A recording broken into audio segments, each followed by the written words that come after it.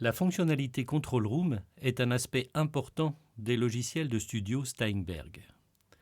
Cette fonctionnalité va permettre de gérer les sons entendus dans le studio d'enregistrement par les musiciens, ainsi que les sons entendus par le technicien dans la cabine d'enregistrement. Dès que l'on dépasse l'enregistrement de home studio simple et que nous voulons enregistrer plusieurs musiciens simultanément, il nous faut passer à des moyens supérieurs. Dans le studio côté musicien, le but est évidemment que le musicien s'entende parfaitement jouer et que le musicien entende les autres musiciens dans des proportions qui l'aident à mieux jouer pour la justesse ou la mise en place. Il faut également que chaque musicien puisse entendre les éléments déjà présents dans le projet, comme par exemple des pistes générées à l'aide de VST instruments. Dans la cabine d'enregistrement, il faut que le technicien puisse régler les retours de chacun des musiciens. Il faut qu'il puisse entendre les signaux entrants, éventuellement séparément, et également prémixer pour évaluer le résultat et si tout se passe bien dans la session d'enregistrement. Dans la cabine d'enregistrement, le technicien devra pouvoir également configurer une égalisation et un niveau de studio qui va permettre d'adapter les réglages à la nature des enceintes ainsi qu'à l'acoustique de la cabine, donc faire des corrections de son entendu sans que cela influe ou dénature l'export audio. Control Room permettra également de passer rapidement d'une configuration d'écoute à une autre en conservant des niveaux équivalents.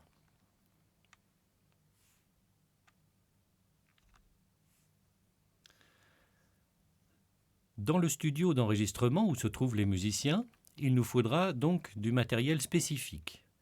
Il nous faudra des casques fermés. Il vaut mieux choisir des casques fermés pour éviter que les sons reçus par les musiciens ne soient capturés par les microphones en cours d'enregistrement. Donc pour chacun de ces casques, il nous faudra un amplificateur casque, soit un amplificateur par casque, soit un amplificateur à canaux multiples. Si vous avez le choix, choisissez des amplificateurs casques avec un limiteur qui vous permettront de protéger l'oreille des musiciens. Dans la cabine d'enregistrement, il nous faudra diverses enceintes, comme par exemple des grandes écoutes, des écoutes de proximité, des écoutes de mauvaise qualité, volontairement de mauvaise qualité, qui servent à évaluer le résultat sonore sur un téléviseur ou un petit poste de radio. Il nous faudra également un casque de haute qualité et un casque de mauvaise qualité, là encore, pour évaluer le résultat sonore lorsque la production est ensuite écoutée sur un téléphone, par exemple.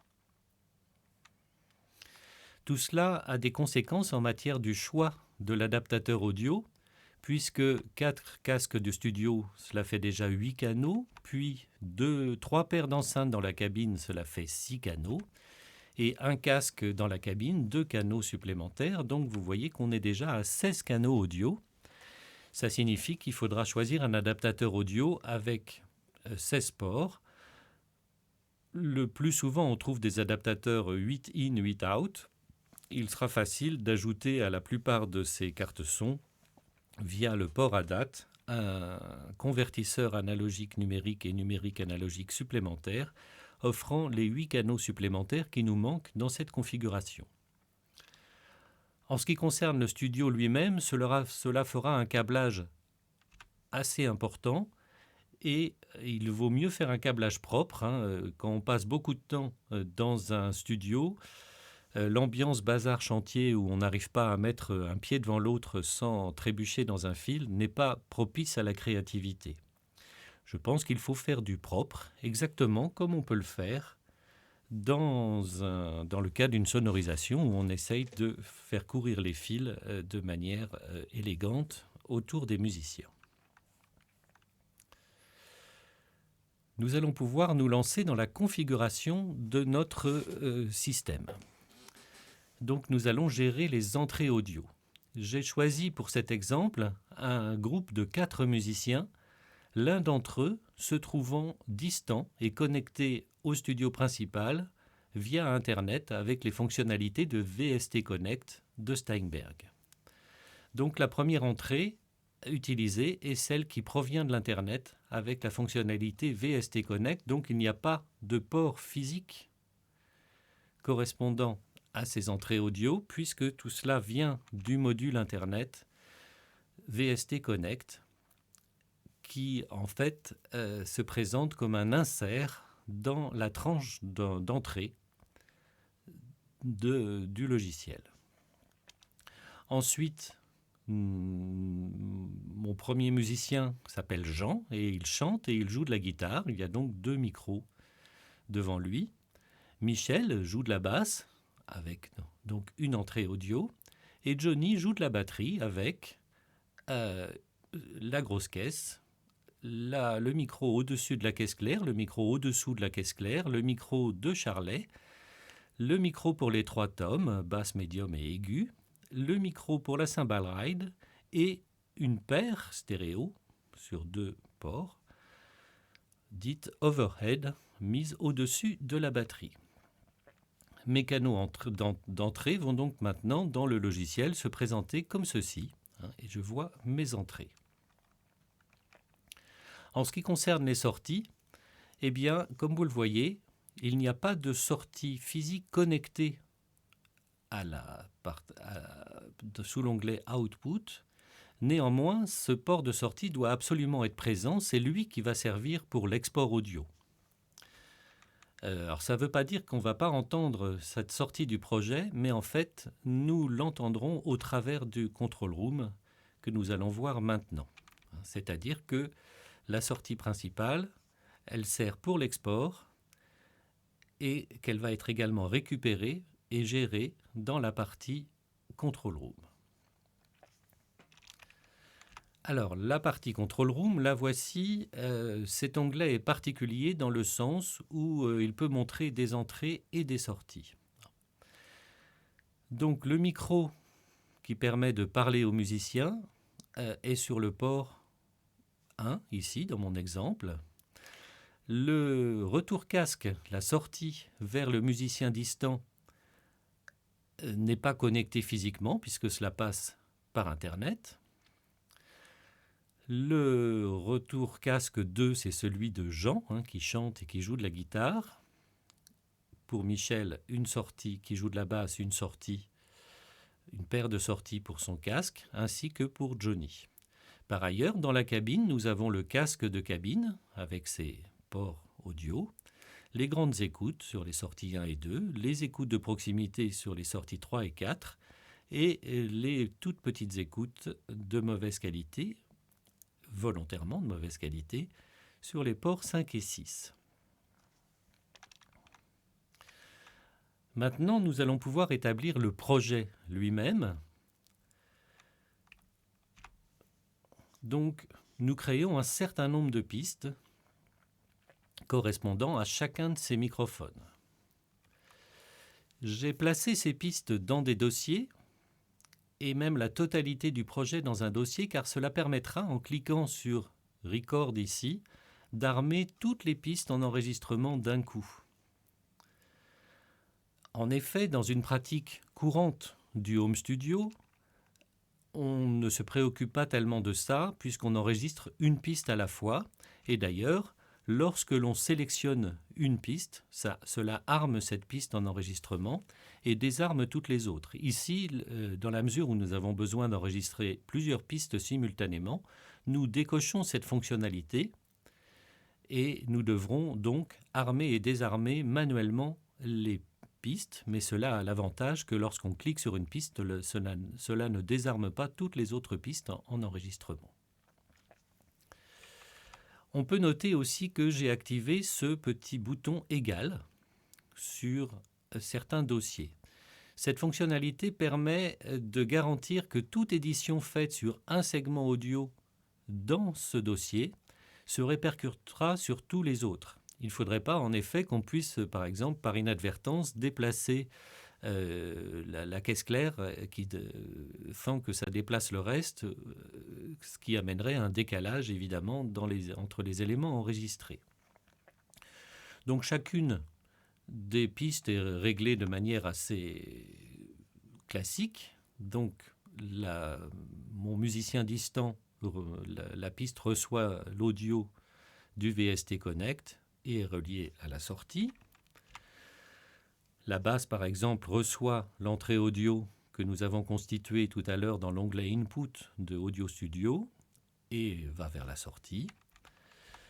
En revanche, toutes les pistes de batterie vont vers un bus de groupe, ce qui sera évidemment plus logique dans la manière de gérer une batterie qui est constituée d'un grand nombre de micros. Il nous faut maintenant dire un mot du mode monitoring de Cubase. Donc le mode monitor, ce petit haut-parleur jaune que vous trouvez sur chaque piste, permet de faire entendre la source de la piste. Donc si ce bouton monitor est désactivé, on entend ce qui est enregistré, le contenu de la piste. En revanche, si le bouton monitor est activé, on entend la source et pas les éléments de la piste. Ça veut dire qu'il va falloir jongler en permanence entre ces fonctionnalités, c'est-à-dire que quand les musiciens ne jouent pas, ils vont vouloir s'entendre. Lorsqu'on met le logiciel en lecture, il faudra entendre le contenu de la piste. Et lorsqu'on enregistre, il faudra que les musiciens s'entendent, bien sûr. Donc, pour éviter d'avoir à jongler en permanence avec ces boutons de monitoring, le logiciel propose des réglages particuliers en ce qui concerne le monitoring. Parmi tous ces réglages, je pense que le Tape Machine Style est certainement celui qui nous convient le mieux, puisque sur une piste armée en enregistrement, le monitoring sera automatiquement activé. Dès l'instant où on se mettra à enregistrer, il restera activé. Et dès l'instant où on fera lecture, et seulement dans ce cas-là, eh bien, le monitoring se désactivera, ce qui permettra d'entendre le contenu des pistes, ce qui est très utile lorsqu'on veut réécouter une prise. Il n'y aura ainsi pas à se préoccuper de ce bouton monitoring. Bien sûr, sur une piste qui n'est pas armée en enregistrement, on pourra quand même activer le monitoring si on le souhaite.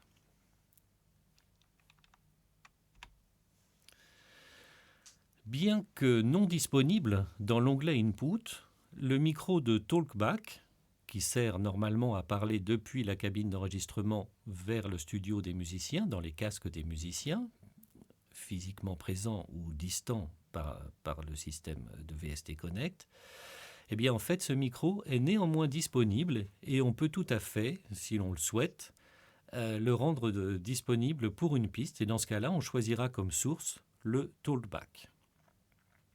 On voit que ce micro n'est pas présent dans les inputs, mais il est néanmoins disponible, ce qui permettra par exemple d'enregistrer depuis la cabine d'enregistrement avec ce micro, pour faire une voix témoin ou n'importe quel autre usage.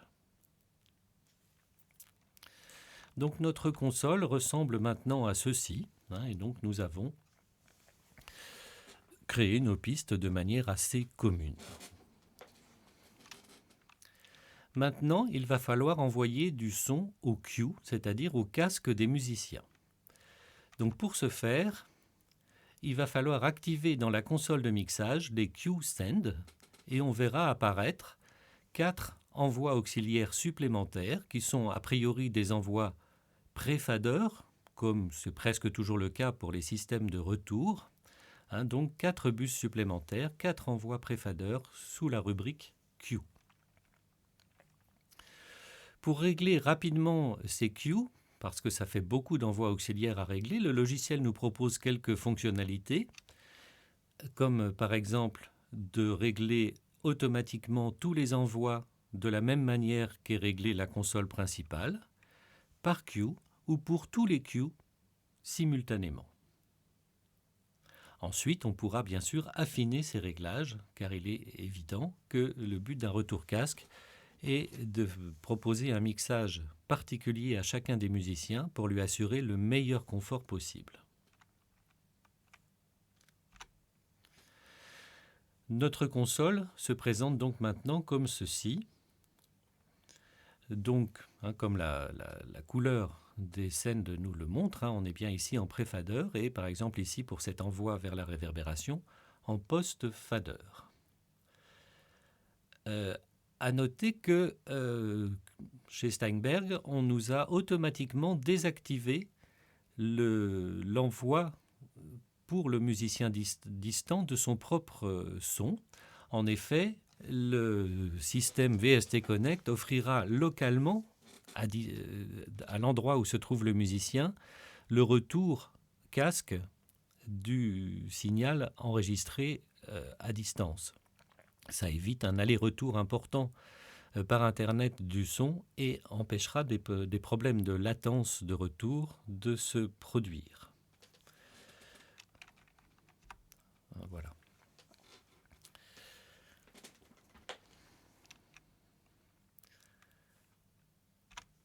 Chacun des envois Q dispose en plus d'un panoramique qui est directement visible sous l'envoi Q, ce qui n'est pas le cas des autres envois auxiliaires où il faut cliquer sur Panning pour voir ce réglage de panoramique des envois auxiliaires, car dans Cubase, les envois auxiliaires sont stéréophoniques, voire plus dans le cas d'une configuration multicanal.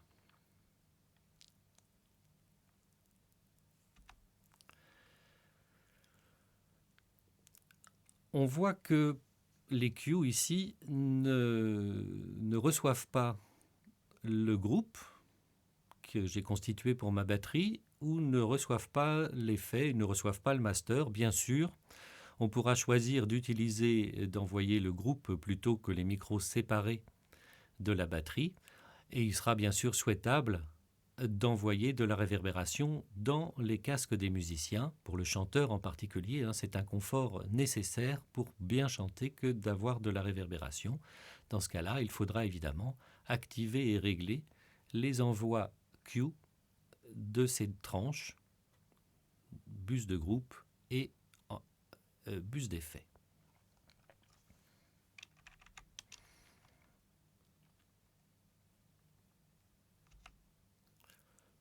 Et ça se présentera donc comme ceci. Par exemple, pour le bus d'effet, on enverra un départ de réverb vers le casque.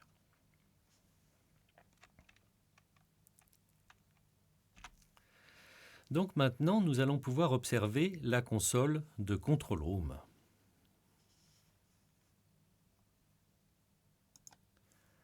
La console est visible à différents endroits.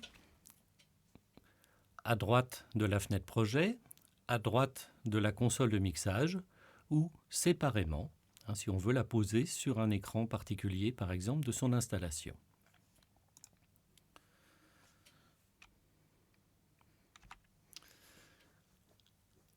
Nous allons pouvoir visiter maintenant les différentes commandes. On va commencer par regarder les Q. Alors, prenons un casque, n'importe lequel. Sur chacun des casques, on peut choisir d'entendre ce qui est envoyé par les envois auxiliaires Q ou la sortie audio, le mixage, ce qui est pratique pendant une séance d'enregistrement pour faire entendre aux musiciens le résultat de l'enregistrement. On va pouvoir régler évidemment le niveau du casque qui, lorsqu'il y a du talkback, c'est-à-dire lorsque en cabine d'enregistrement le technicien utilise cette fonctionnalité, pourra être automatiquement diminué. On va pouvoir activer ou non le talkback pour savoir si ce casque reçoit ou non le talkback et régler le niveau de ce talkback. On va pouvoir régler également pour ce casque si ce casque entend ou non le métronome du logiciel, à quel niveau et avec quelle panoramique.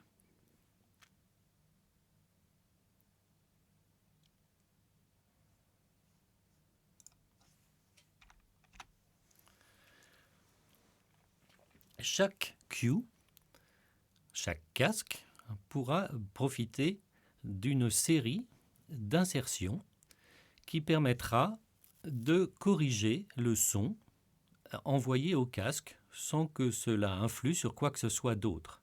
On pourra donc, comme vous le voyez, insérer jusqu'à 8 inserts, soit pré-fader, soit post-fader. Le Q qui utilise VST Connect est un petit peu particulier puisqu'il a en post-fader un plugin particulier qui correspond à cette fonctionnalité de VST Connect, qui est celui-ci. Les autres, évidemment, n'ont pas cela. Il pourra être judicieux, si votre ampli casque n'en dispose pas, d'insérer ici un limiteur, ce qui évitera, en cas de larcène de casque ou d'erreur de manipulation, de dépasser un niveau donné dans l'envoi casque et d'éviter ainsi de risquer d'endommager l'audition de vos musiciens qui portent un casque.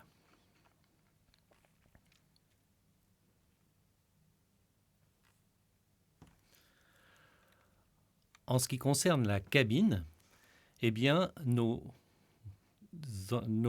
sorties vers les enceintes pourront également être traitées. Donc, nous trouverons ici un choix concernant la réduction en canaux, c'est-à-dire stéréo vers mono, mais je ferai une vidéo sans doute spécifique pour cet aspect-là, ce qui peut se passer lorsque l'on veut réduire, par exemple, les 6 canaux du 5.1 vers une seule paire d'enceintes pour voir ce que ça donnerait en stéréo si on n'est pas en mode 5.1.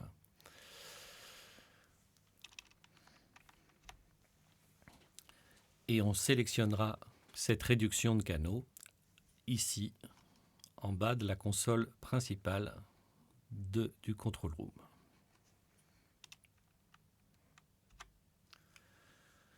On pourra ici sélectionner pour quelle enceinte diffuse le son. Vous voyez ici A, B ou C. Chacune de ces enceintes, grâce à la commande Insert, pourra recevoir des plugins de traitement audio, qui sont tous, et c'est logique dans ce cas-là, pré-fader.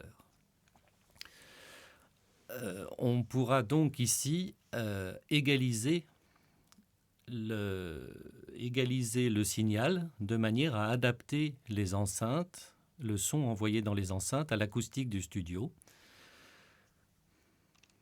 On pourra régler les niveaux respectifs de chaque ensemble d'enceintes, ce qui permettra, lorsqu'on passe d'une enceinte à l'autre, de ne pas avoir de différence de niveau et simplement la différence de timbre liée à la nature des enceintes. On pourra également inverser la phase. Donc on voit que chaque ensemble d'enceintes, A, B ou C, a ses propres traitements et on verra que pour le casque, c'est la même chose. Voilà. On peut noter également que ce soit les enceintes ou le casque, on va pouvoir choisir d'écouter le mixage, le Q1, 2, 3 ou 4, ce qui permettra de régler le retour casque de chacun des musiciens à partir de la cabine. Ça sera pareil, bien sûr, pour le casque.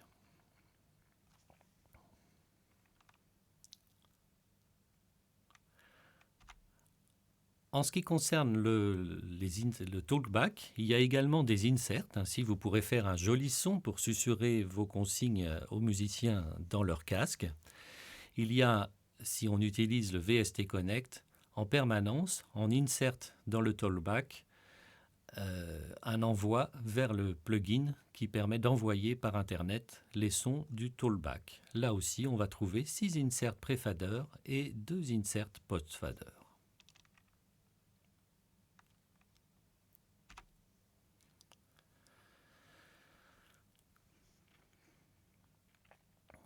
Donc, ici, on va pouvoir choisir, comme je vous le disais tout à l'heure, la source entendue en cabine, le mix, les Q 1, 2, 3, 4. On va choisir également si on veut entendre ou non le métronome dans les enceintes ou le casque. On va pouvoir également régler le niveau d'écoute. Et ça, c'est un aspect important du control room, car Évidemment, lorsque l'on veut modifier ce que l'on entend, utiliser le fader master du projet n'est pas une bonne solution puisque ça va influencer un certain nombre de choses, en particulier le niveau vers l'export. Le risque aussi est de ne pas toujours travailler avec les mêmes niveaux et donc de ne pas avoir de bons repères auditifs en ce qui concerne les niveaux sonores dans le studio. Donc le logiciel prévoit cela, c'est-à-dire de régler un niveau de référence et de régler un niveau dim, diminué. On pourra retrouver ce niveau de référence très facilement, il suffira de cliquer sur ce bouton et le niveau diminué en cliquant sur ce bouton. L'utilisation de la diminution du niveau est très utile en matière de mixage, car à cause des phénomènes de seuil acoustique, il est souvent très intéressant d'écouter son mixage à très bas niveau pour voir ce qui reste en fait et quand tout est au-dessous des seuils.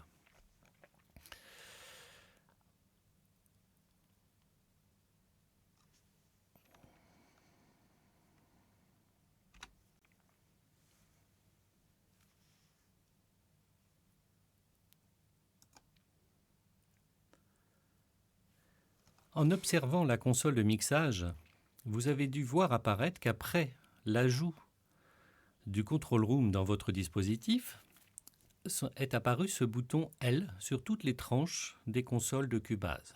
L pour Listen, écouter. On peut comparer le Listen au solo, mais il s'agit d'un solo qui ne sera actif que dans la zone cabine d'enregistrement. En effet, si vous activez solo dans la console, ça va avoir une influence sur ce qu'entendent les musiciens, tandis que si vous activez Listen, eh bien, ça n'aura d'influence et vous pourrez écouter par exemple en solo quelque chose sans que ça influe sur ce qui est envoyé au cue. Et ni même au mixage d'ailleurs. Donc le bouton Listen peut être en AFL ou PFL, c'est-à-dire After Fader Listen ou Pre-Fader Listen, écouter avant ou après Fader. Voilà, donc ça va pouvoir être le niveau de ce Listen va pouvoir être réglé ici. On pourra aussi éventuellement avoir une diminution automatique du niveau lorsqu'on utilise ce bouton Listen. C'est une fonctionnalité très typique du travail en studio.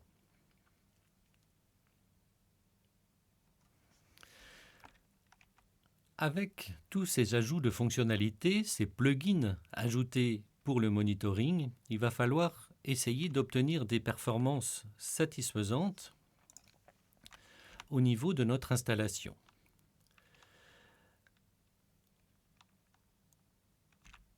Alors, il vous faudra plutôt une machine puissante avec beaucoup de cœurs. Plus vous aurez de cœurs, mieux ce sera. Il vous faudra beaucoup de RAM à cause de tous ces traitements que vous avez ajoutés. Il faudra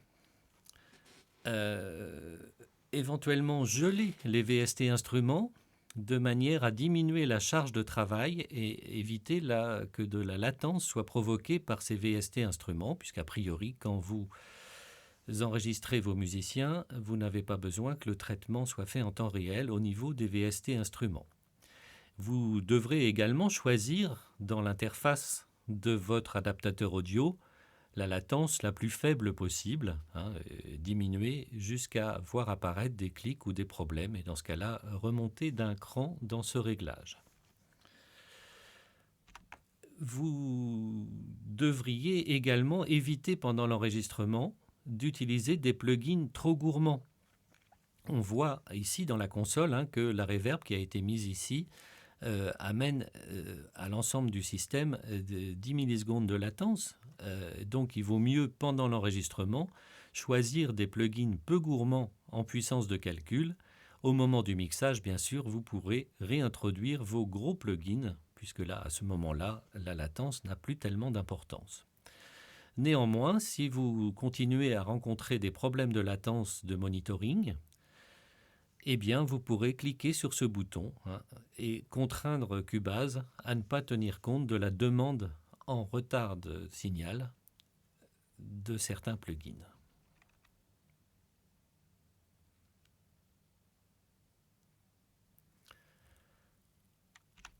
Et voilà, nous avons fait le tour de cette fonctionnalité Control Room qui, vous en conviendrez, est une fonctionnalité extraordinaire dans nos logiciels Steinberg.